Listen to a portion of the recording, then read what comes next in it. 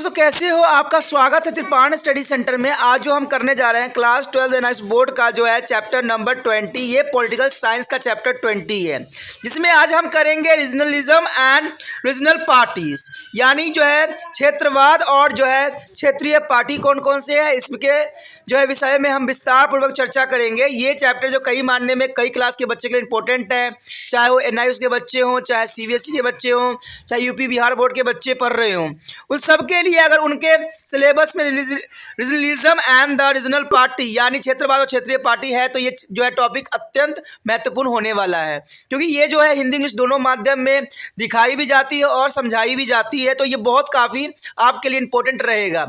लेकिन chapter start करने से पहले एक बात जो मैं हमेशा कहता हूं, जिसको आपको सोचना भी चाहिए, विचार भी करना चाहिए और अमल भी करना चाहिए, वो ये है कि जब भी वीडियो देखिए पूरा देखिए, क्योंकि अधूरा जानकारी सदैव खतरनाक होता है। साथ में एक इंपॉर्टेंट बात ये भी रहता है, अगर आप पहली बार वीडियो देख रहे हो तो लाइक शेयर सब्सक्राइब करना मत भूलना, क्योंकि दोस्तों लाइक कीजिएगा तो बनाने वाले का मनोबल बढ़ता है, सब्सक्राइब कीजिएगा तो इससे ये होता है कि जब भी मैं कोई वीडियो डालूंगा उसका नोटिफिकेशन आपको समय रहते मिल जाएगा। और देखिए शेयर का मतलब ये होता है कि आपके थ्रू ना जाने किन बच्चों को हेल्प मिल जाए, ये आप भी नहीं जानोगे, इसलिए जो है आप शेयर जरूर करो, ठीक है। व्हाट्सएप स्टेटस पे भी लगाओ। दोस्तों एनआईएस सेंटर जो कई मानने में बहुत से बच्चों के लिए हेल्पफुल है, चाहे वो 8th क्लास हो, 9th 10th 11th 12th हो, चाहे वो एनआईएस बोर्ड के बच्चे हों, ठीक है, चाहे बीए एमए के बच्चे हो, सभी क्लासों के लिए कुछ ना कुछ जो है त्रिपाण सेंटर में उपलब्ध है। तो इसलिए आपके लिए ज़रूरी है कि आप सब्सक्राइब करके इसको चैनल को जो है सेव कर लो, नहीं तो बाद में अगर रिसर्च करोगे तो शायद आपको ये चैनल प्राप्त ना हो। तो इसलिए सोचना नहीं, विचार नहीं करना है, सब्सक्राइब करके जो है अपने पास सेव करना है। दोस्तों ये तो बात था आपके लिए, लेकिन आप देखते हैं हमारा आज टॉपिक क्या है। Today I have a most important chapter doing here on nationalism and National Party of India. There is a first topic here is what is a regionalism. There is a most important topic here what is a regionalism here. The term of regionalism has a connotations in the negative sense. It is implied to excessive attachment to the one's region in a performance to the country of the state. In the positive sense, it is a political attribute associated with the people love for the religion, culture, language, and etc.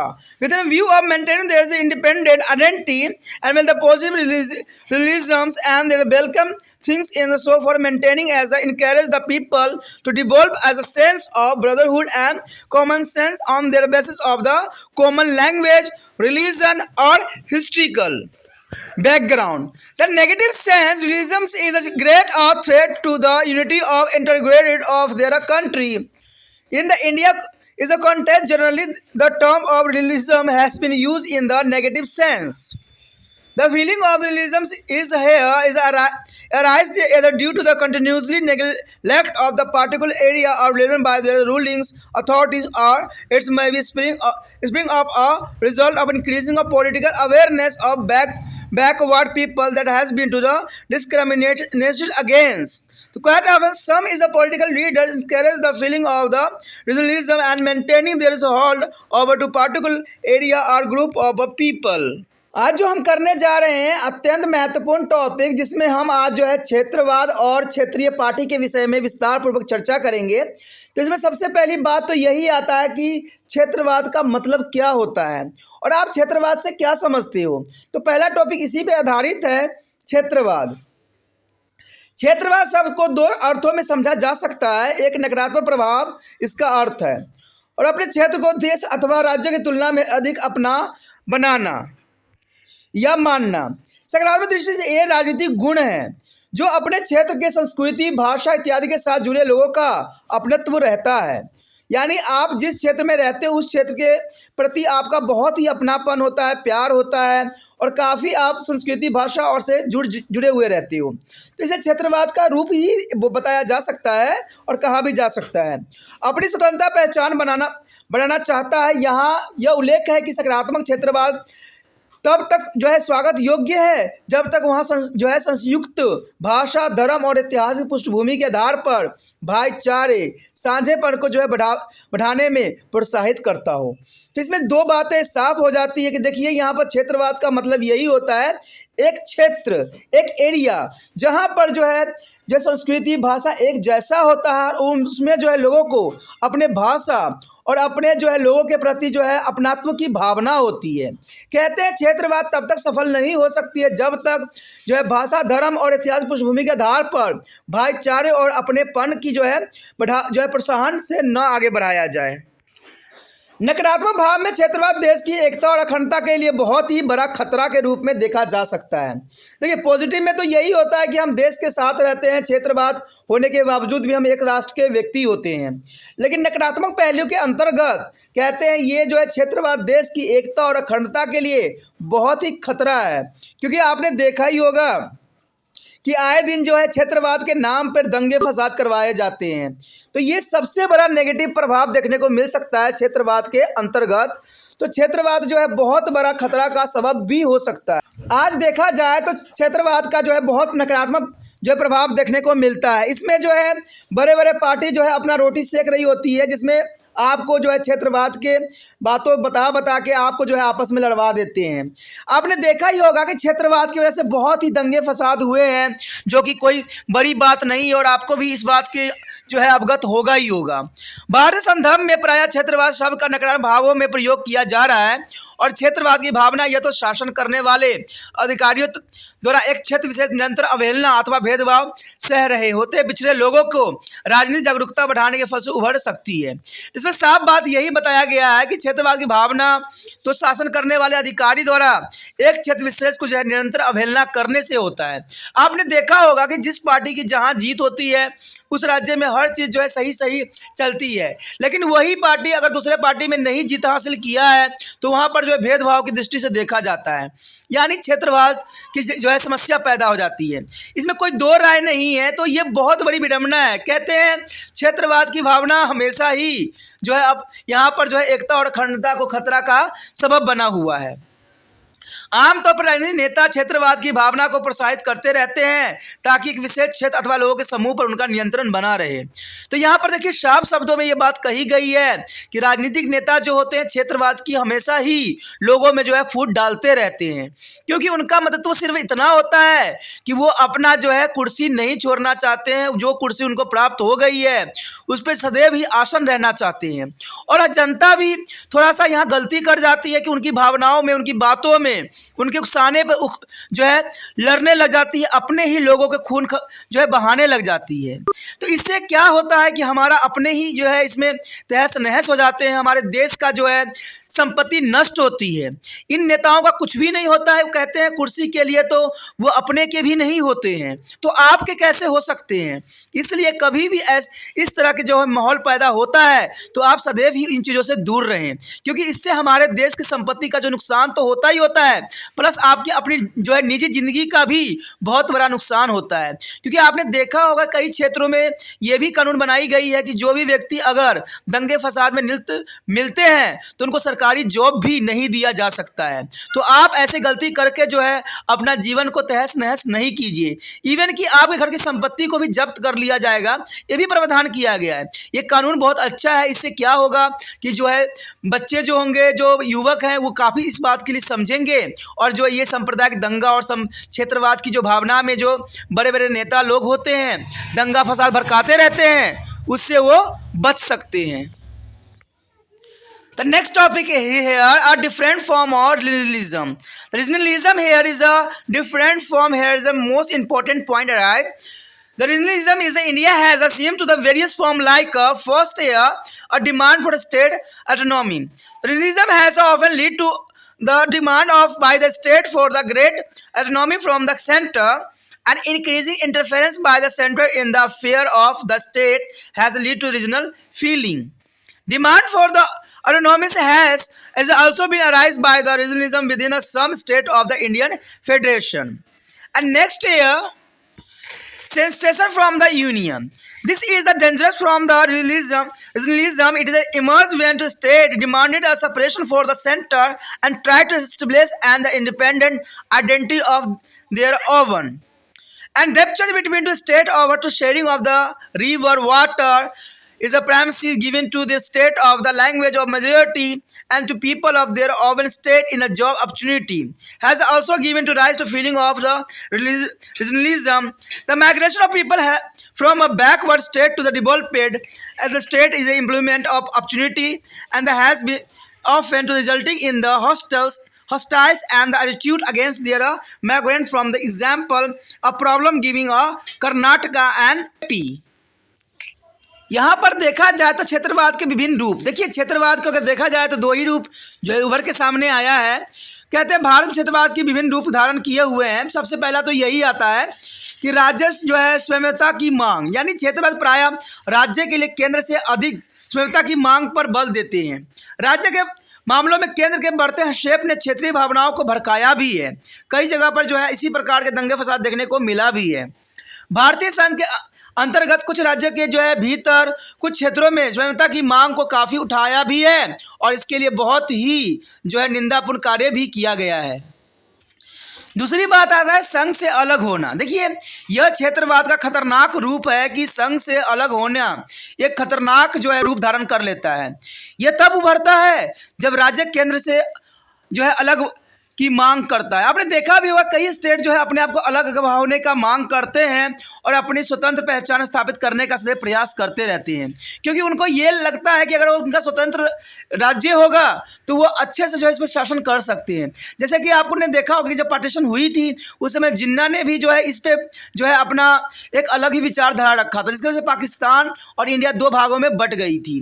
कहते हैं ये बहुत बड़ी विडंबना थी, उस समय कोई भी इसके जो है फेवर में नहीं था, फिर भी जो है ये दुखदायक घटना को जो है सभी देशवासियों ने जो है यहाँ पर सहा था। और सबसे अधिक तो कहते हैं पंजाब क्षेत्र में जो है इसकी दुखदायक स्थिति पैदा हुई थी।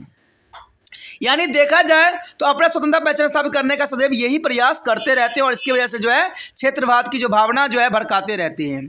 राज्य के बीच नदी जल में भागीदारी पर सदैव विवाद बना रहता है। आपने देखा भी होगा कि जो हरियाणा है वो दिल्ली को पानी देने के लिए कदाचित भी जो है इजाज़त नहीं देती है, जबकि हम एक राष्ट्र हैं, हमारा एक देश है, फिर भी पानी में भी जल में भी भागीदारी पर सदैव विवाद बनी रहती है। तो इसमें कोई दो राय नहीं है। कहते हैं ना हर राज्य जो है अपने ही राज्य के व्यक्तियों को देखना चाहता है, वो कभी भी इनका जो भावना होती है कहते हैं राष्ट्रवादी नहीं होती है, सिर्फ क्षेत्रवादी होती है। तो क्षेत्रवादी नहीं होना चाहिए। हम सब भारत के निवासी हैं, सब पे जो है सबका अधिकार है।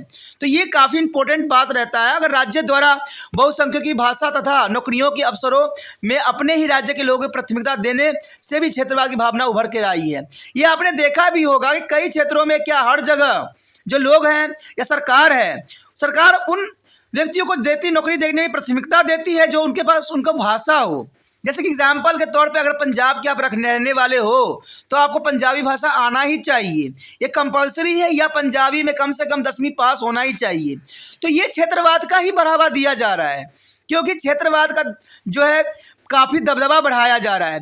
देखिए कहते हैं पंजाब में सिर्फ पंजाबी लोग भी नहीं रहते, वहाँ पर जनरल लोग भी रहते हैं जो यहाँ से कई राज्यों से माइग्रेट करके गए हुए हैं और वो अपना जीवन भी वहाँ अच्छे हाल से बिता रहे होते हैं। तो कहते हैं आज क्षेत्रवाद के हिसाब से नौकरियों को जो निकालना इस सरकार के लिए जो क्षेत्रवाद की बढ़ावा देने के लिए ही प्रोत्साहित करने के जैसा ही माना जा सकता है।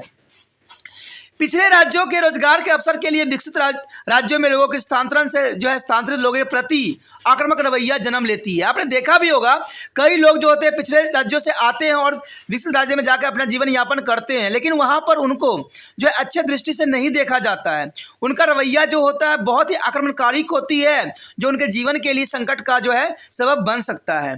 तो ये भी क्षेत्रवाद के कारण ही होता है। तो कहते हैं कई मायने में क्षेत्रवाद जो है हमारे देश के साथ साथ हमारे लिए कभी भी इम्पोर्टेंट नहीं हो सकती है।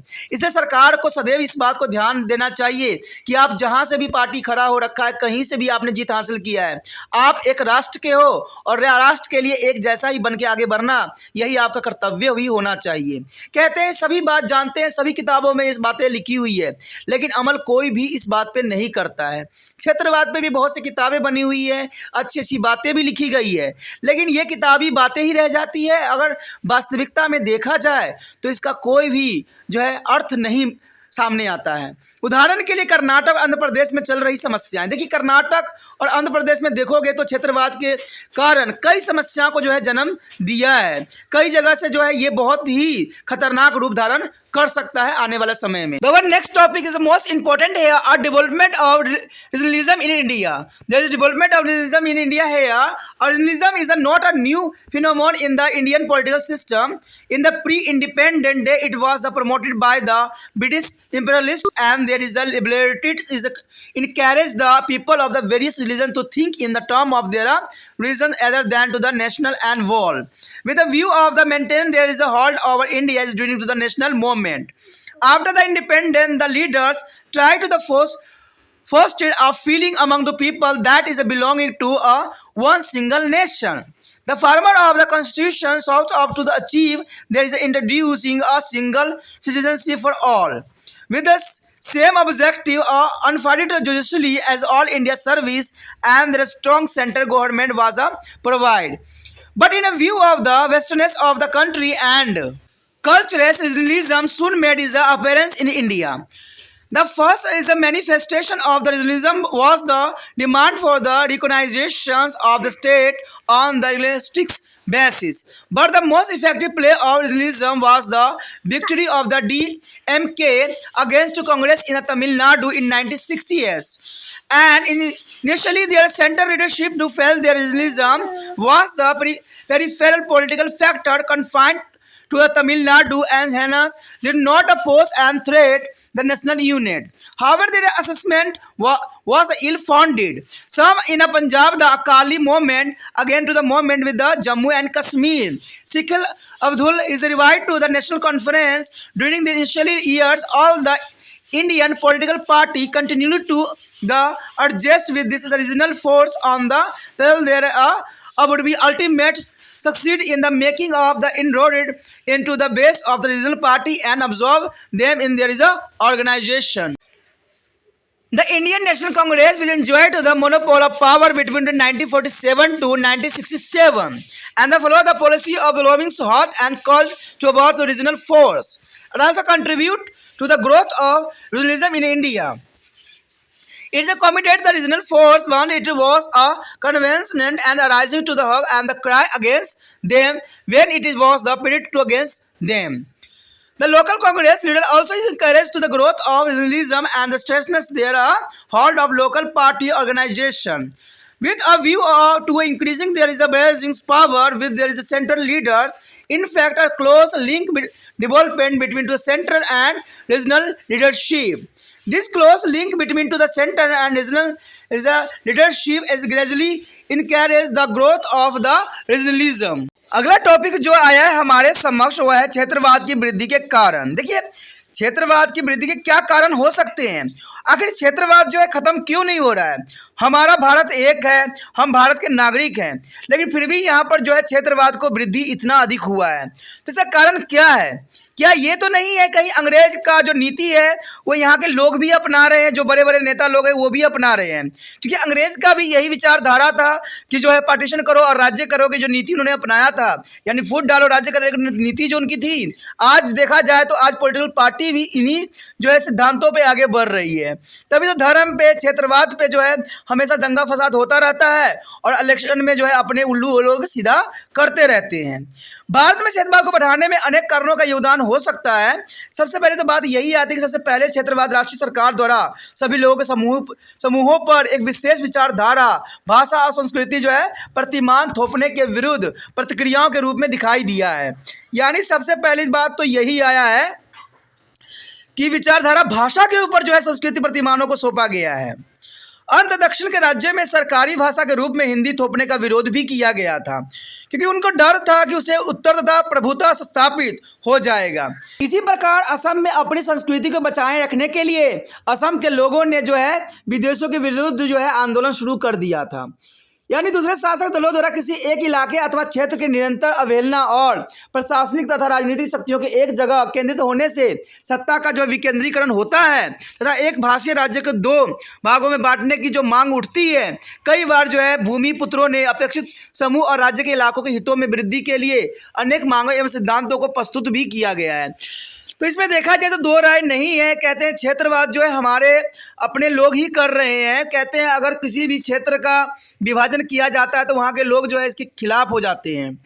सबसे पहली बात तो ये होनी चाहिए कि हम एक हैं और यहाँ पर चाहे भाषा कोई भी हो, कहते हैं एकता में ही जो है काफ़ी शक्ति होती है और ये किसी भी देश के लिए सबसे ज़रूरी होती है। बेशकली कहते हैं क्षेत्र अलग होता है, प्रांत अलग होते हैं, लेकिन हम तो हैं भारत के वासी ही है ना, तो ये सबसे बड़ी बात आती है। तीसरी बात जो यहाँ पर आता है उठ के वो आता है भारतीय संघीय व्यवस्था के विभिन्न इकाइयों को अपने एवं संस्कृति क्षेत्र को बनाए रखने अथवा स्वयं शासन की अधिक मात्रा की इच्छा ने जो है क्षेत्रवाद को बढ़ावा दिया है, अधिक स्वायत्तता की मांग को भी उभारा है।